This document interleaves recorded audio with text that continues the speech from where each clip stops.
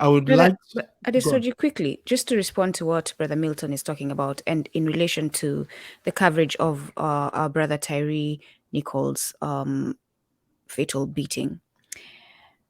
If you've noticed, it's been focused on, ooh, they're black officers.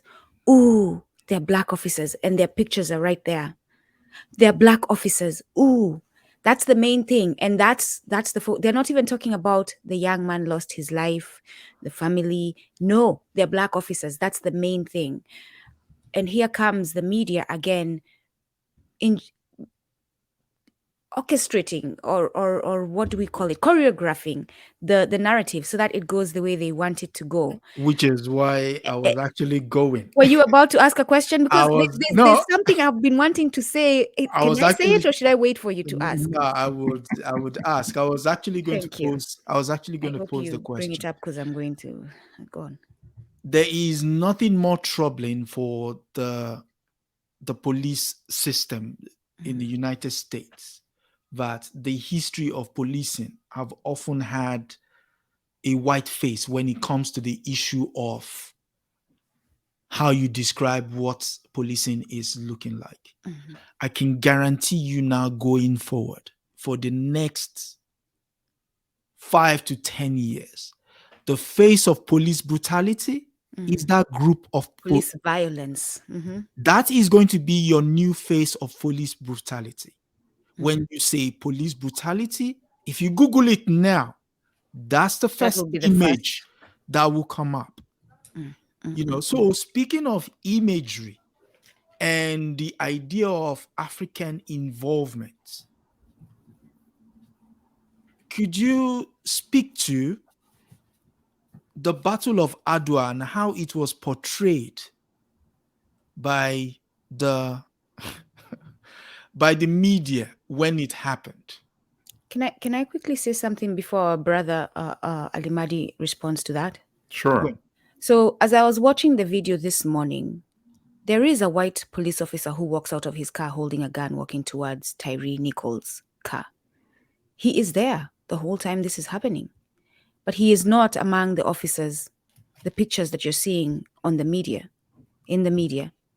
The other thing, too, I will say, as you point out the fact that moving forward, this will be the face of police violence, I am charging Google and anyone else who has that clickbait situation going on. I am charging you today.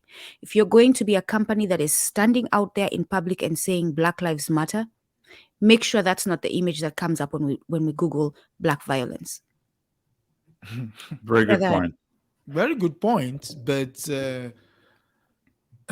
no buts, no like ifs. like If the you're going to be a company going out talking about you care about Black Lives Oh no, Matter, you we do should make that a diversity, campaign equity, and actually, inclusion, no, that is your charge today. yes, Make it sure is. that that's not and the picture beyond that today, comes up. and beyond Yeah, today, we should do a Yes. campaign over that. That's very important very Make because sure that's important. how that's not these the image things. that comes up on Google. Make sure actually it doesn't come up at all.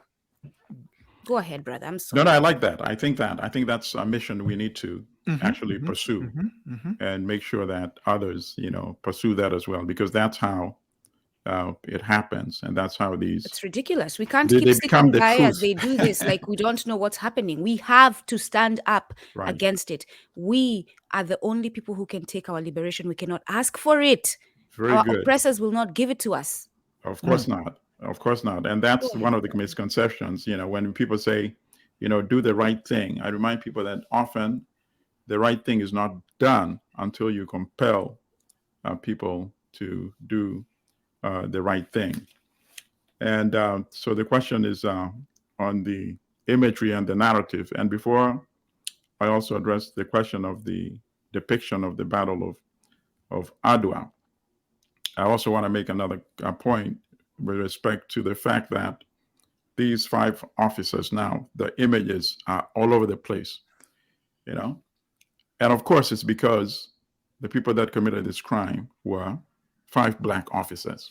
Correct. Don't forget If the they white had been, officer who stands by.